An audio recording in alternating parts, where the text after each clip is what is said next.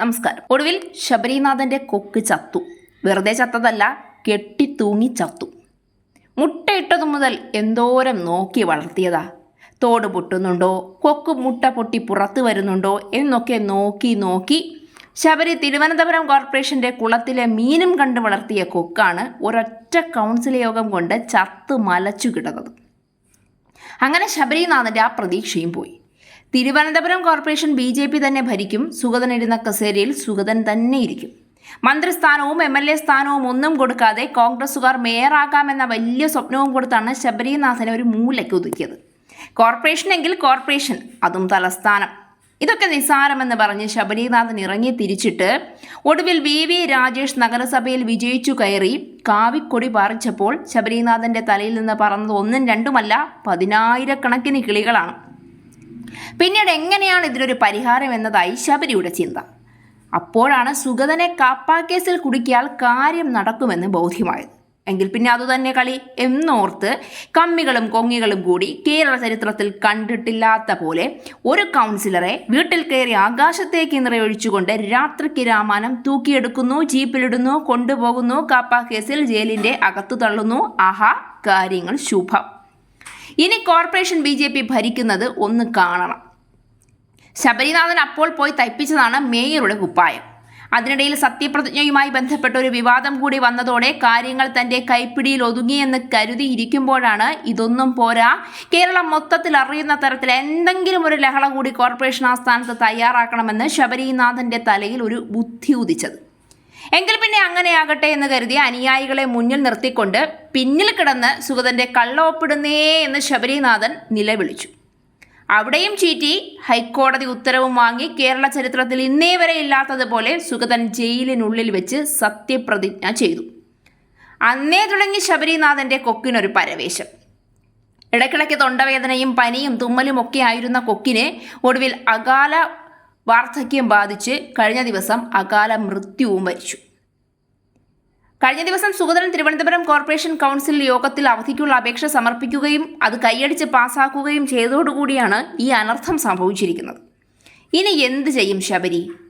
ഇതാണ് പറയുന്നത്, കാള പെറ്റു എന്ന് കേൾക്കുമ്പോൾ കയർ വാങ്ങിക്കാൻ ഇറങ്ങി പുറപ്പെടരുത് എന്ന്.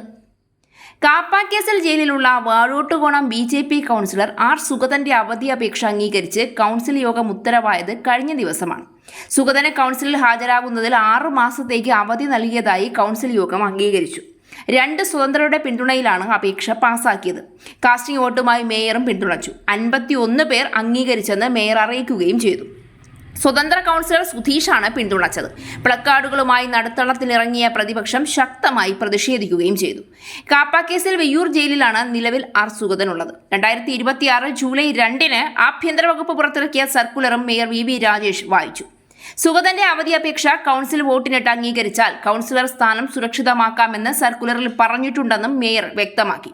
കൗൺസിൽ യോഗത്തിൽ പങ്കെടുക്കാൻ എസ്കോർട്ട് പരോൾ അനുവദിക്കണമെന്ന് ആവശ്യപ്പെട്ട് സുഗതൻ വിയ്യൂർ ജയിൽ സൂപ്രണ്ട് വഴി സമർപ്പിച്ച അപേക്ഷയ്ക്കുള്ള മറുപടിയിലാണ് ആഭ്യന്തര വകുപ്പ് ഇക്കാര്യം അറിയിച്ചതെന്നും മേയർ പറഞ്ഞു. ഇതോടെ മുദ്രാവാക്യം വിളികളോടെ പ്രതിപക്ഷം ഹാളിന്റെ നടുത്തളത്തിലിറങ്ങി. 1994 കേരള മുനിസിപ്പാലിറ്റി നിയമത്തിന്റെ 91 വകുപ്പ് പ്രകാരം അനുമതിയില്ലാതെ തുടർച്ചയായി 3 കൗൺസിൽ യോഗത്തിൽ പങ്കെടുക്കാതിരുന്നാൽ അംഗം അയോഗ്യനാണ്. സുഗതൻ അയോഗ്യനായാൽ ഒരു സ്വതന്ത്രന്റെ പിന്തുണയോടെ ഭരിക്കുന്ന BJPയുടെ കേവല ഭൂരിപക്ഷം നഷ്ടമാകുന്ന നിലയാണ് ഉണ്ടായിരുന്നത്. അവധി അപേക്ഷ വോട്ടെടുപ്പിൽ അംഗീകരിച്ചതോടെ BJP ഈ വെല്ലുവിളി മറികടന്നു. ജയിലിലായതിനാൽ യോഗത്തിൽ പങ്കെടുക്കാൻ കഴിയില്ല എന്നും അവധി അനുവദിക്കണമെന്നും ആവശ്യപ്പെട്ട് മേയർക്ക് സുഗതൻ അപേക്ഷ സമർപ്പിച്ചിരുന്നു. കൗൺസിലിന്റെ അനുമതിയോടെ 6 മാസം വരെ അവധി അനുവദിക്കാൻ മുനിസിപ്പാലിറ്റി നിയമത്തിൽ വ്യവസ്ഥയുണ്ട്. കാപ്പ കേസിൽ ജൂൺ 9 സുഗതൻ അറസ്റ്റിലായത്. ഇതിനു മുൻപും ശേഷവും നടത്തിയ 2 കൗൺസിൽ യോഗങ്ങളിൽ സുഗതൻ പങ്കെടുത്തിട്ടില്ല. കൗൺസിലിന്റെ പ്രവർത്തനം താളം തെറ്റിക്കാൻ കുറച്ചു നാളുകളായി ശ്രമിക്കുകയാണെന്നും കൗൺസിൽ നന്നായി നടക്കാൻ വേണ്ടിയാണ് അവധി അപേക്ഷയെ പിന്തുണച്ചതെന്നും പൗണ്ടുകടവ് വാർഡ് അംഗം സുധീഷ് കുമാർ പറഞ്ഞു. BJPക്കു നിയമങ്ങളും വകുപ്പുകളും അറിയാത്തതുകൊണ്ടാണ് വോട്ടെടുപ്പോടെ അവധി നൽകുന്നതെന്നും മുനിസിപ്പാലിറ്റി നിയമത്തിൽ അവധി നൽകാൻ വകുപ്പില്ല എന്നുമാണ് കോൺഗ്രസ് കൗൺസിലർ KS ശബരിനാഥന്റെ വാദം. സുധീഷ് UDFന്റെ ഭാഗമല്ല എന്നും സ്വതന്ത്രനാണെന്നും ശബരിനാഥൻ പറഞ്ഞു. 3 കൗൺസിൽ യോഗത്തിൽ പങ്കെടുക്കാത്ത സുഗതനെ അയോഗ്യനാക്കണമെന്നാവശ്യപ്പെട്ട് നിയമപരമായ നടപടികൾ സ്വീകരിക്കുമെന്നും ശബരിനാഥൻ വെല്ലുവിളിച്ചിട്ടുണ്ട്. ഇങ്ങനെ ഒരു ടെസ്റ്റ് അതൊരിക്കലും ശബരിനാഥനും കമ്മികളും പ്രതീക്ഷിച്ചതല്ല.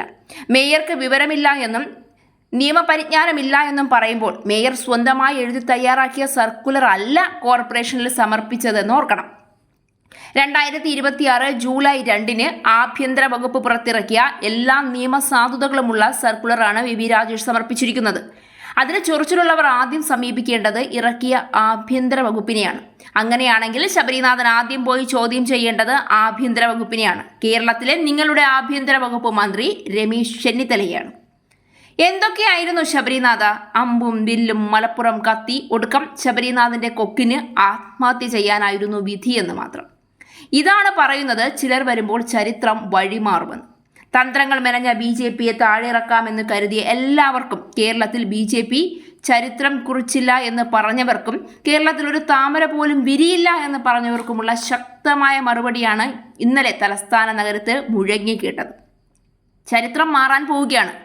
കേരളത്തിന്റെ ചരിത്രം മാറാൻ പോവുകയാണ്. കേരളത്തിന്റെ ചരിത്രത്തിൽ ഭരിച്ചു മുടിച്ച ഇടതും വലതും മാറി ഭരിച്ചു മുടിച്ച ഭാരതീയ ജനതാ പാർട്ടി ആ സ്ഥാനത്തേക്ക് കയറിയിരുന്ന് ചരിത്രത്തിന്റെ പുതിയ ഏടുകൾ കുറിക്കാൻ പോവുകയാണ്. ഈ അവസരത്തിൽ ചോദിക്കാൻ പാടുണ്ടോ എന്നറിയില്ല എങ്കിലും ശബരിനാഥൻ ക്ഷമിക്കുക. ആ ചത്ത കൊക്കിനെ ഇനി കറി വയ്ക്കാനാണോ ഫ്രൈ ആക്കാനാണോ ഉദ്ദേശിക്കുന്നത്?